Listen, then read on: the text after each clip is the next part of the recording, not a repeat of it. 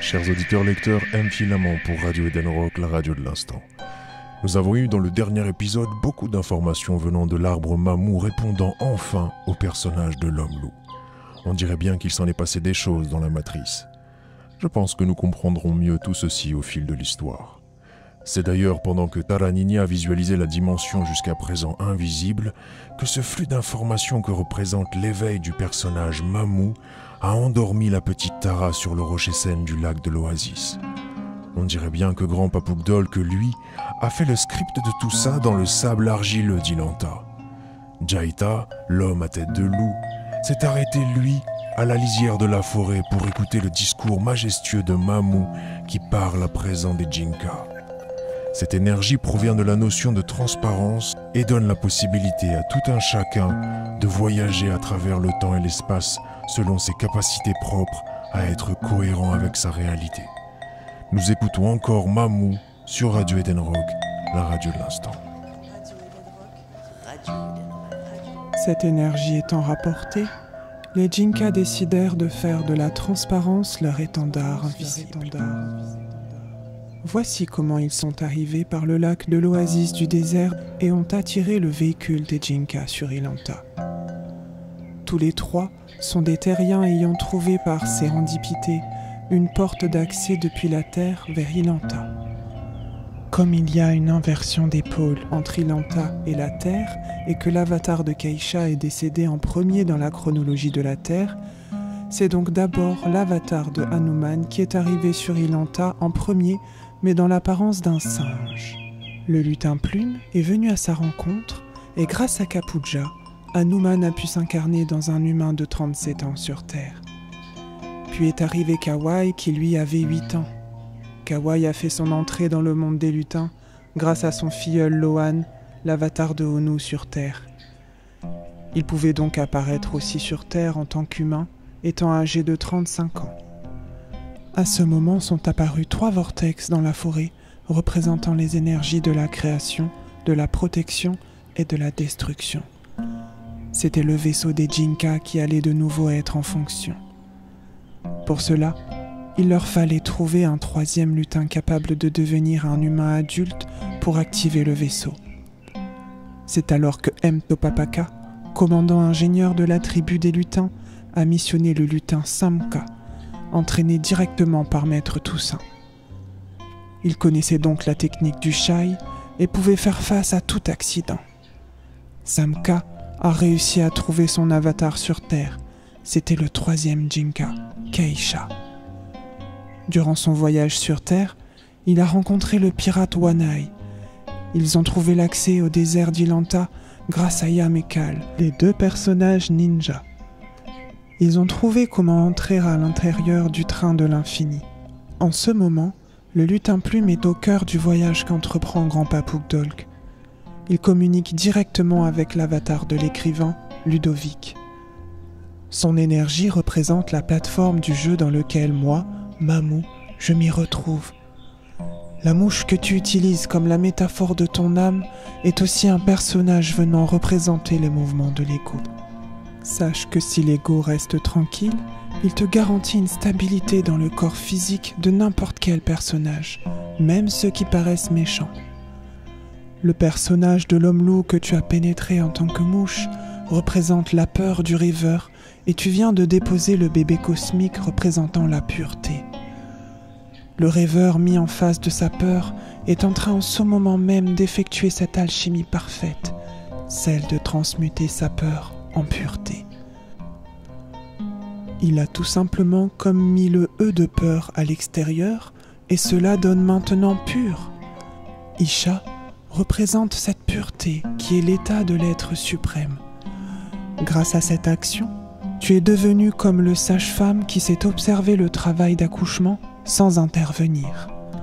Alors, je t'invite maintenant à retrouver la dimension de la Terre où l'on rencontre le lutin lorsqu'on ne le cherche plus. Cela s'appelle l'état de sérendipité. Tu te souviendras donc de tout à ce moment-là. Ne cherche pas non plus à explorer comme une mouche les traces de tes vies passées, tu ne feras que fuir le lutin en toi. Le lutin, c'est la même énergie qu'une plume que l'on déplace dans l'air. Pour le sentir, il nous faut comprendre l'air. L'air peut être tranchante lorsque les mots s'y mêlent. Sache qu'en faisant l'acte de parler de toi ici, dans le rituel de l'instant, la rêveuse s'est endormie. C'est comme l'âme d'enfant de l'arbre mamou. C'est donc la chamane Jilo qui te parle par nécessité de sagesse. Jilo a fait appel dans le feu au seul œil. Wanai a su créer un support sonore de son attribut qu'est la flûte pour équilibrer l'intensité du seul œil.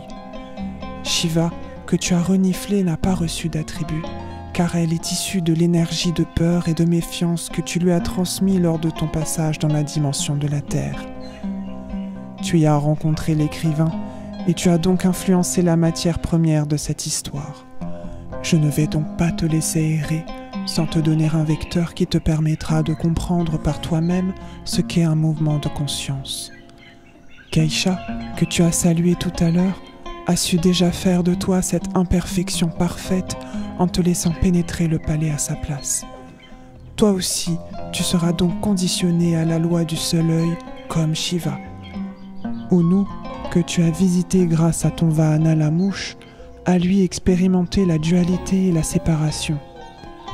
Il devra dans sa mission de vie terrestre retrouver l'unité en lui. Cette histoire raconte le trajet du chiffre 1 qui ne sait d'où il vient et ne prend jamais fin.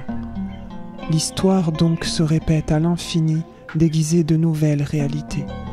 Cet infini n'est pas supportable pour le terrien agitant son ego. Il se crée pour ces gens un système d'intramonde avec la présence des dieux. Le lutin, lui, c'est comme la présence de ce « i » au milieu du mot « Dieu ». Il vient juste révéler cette dualité qui en soi n'existe pas. L'être illusionné par lui-même va tenter de s'approcher de la projection des dieux, s'éloignant ainsi de lui-même. C'est comme si le terrien courait derrière lui dans un circuit fermé, comme un serpent se mordant la queue. L'expérience de la mouche, jouant à l'homme-loup, a donc apporté la vision de cette dualité, créant ainsi une étincelle pour cette histoire. Unu est lui devenu celui qui renseigne les lutins sur l'avancement du combat de la lutte du 1. C'est ta venue dans le temple qui a apporté cette mémoire de division et a permis aux lutins de comprendre la psychologie du terrien. Alors sois-en fier, et donnons enfin une bonne raison à l'écho d'exister, car grâce à cela, tous les lutins peuvent maintenant descendre dans la dimension de la terre. Cela leur donne le potentiel de transmuter la matrice distordue, pouvant retrouver sa vertu. Sache que Unu est allé lui aussi dans la dimension de la terre en tant que Loan pour transmuter l'expérience de la séparation. C'est pendant la mission Quetzalcoatl qu'il a su se donner la mémoire du père en lui. Wanai a su lui aussi porter l'étendard invisible des Jinka et créer sur terre avec Unu le procédé du nombre 10. C'est Unu qui choisira ton enveloppe charnelle à chaque scène de l'histoire impossible à raconter. Tu peux donc retourner dans la forêt. Le seul œil saura venir te trouver au bon moment. Il sera accompagné donc de Unu et des lutins pour préparer ta momification. Celle-ci, comme pour la chenille devenant papillon, te facilitera ton passage vers l'unification. C'est Unu qui porte la lumière de ce palais. Tu l'entendras qui chantera la chanson de la lanterne lorsqu'il se déplace en forêt. Je constate donc que cette nouvelle matrice d'univers est à présent inviolable. Je rends donc grâce à ton action qui te gratifie à elle toute seule, car tu es aussi ce lutin perdu dans la lutte du 1. Alors, One Love, ô grand loup des forêts, prends place dans la forêt de la terre-mère, et sois toutefois attentif à la mélodie de Unu. Il est lui-même le flux de la vie qui traverse nos âmes. Radio Edenrock. La radio de l'instant.